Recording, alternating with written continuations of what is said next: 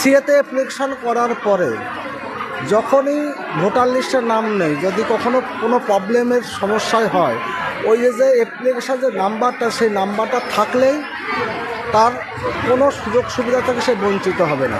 কারণ আমি প্রত্যেকটা উদ্বাস্তু সম্প্রদায়ের মানুষকে বারবার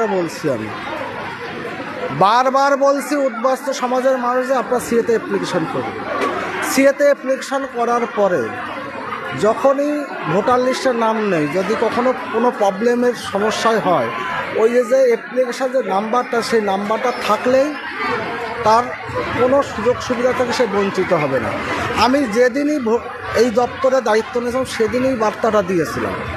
আমার সমাজের মানুষ, দেখুন উদ্বাস্তু সমাজের মানুষ না, এখনও সেই পুরনো যুগের মানুষ আছে, তাদের একটু সময় লাগবে। কিন্তু খাদ্য দপ্তর সিএমও অফিস একটা নোটিফিকেশান ইস্যু করেছে, আমার দপ্তরে সেটা এসেছে, আমি সিগনেচার করার পরে সেটা প্রত্যেকটা জেলায় গিয়েছে। আর একটু সময় দেওয়া হবে। আমার বক্তব্য, উদ্বাস্তু সমাজের মানুষ যারা নাগরিকত্ব পেতে তো 2 মাস বাকি থাকবে, প্রসিডিওরে পাবে, কিন্তু তাদের ইমিডিয়েট তারা যেন সিএতে অ্যাপ্লিকেশন করে।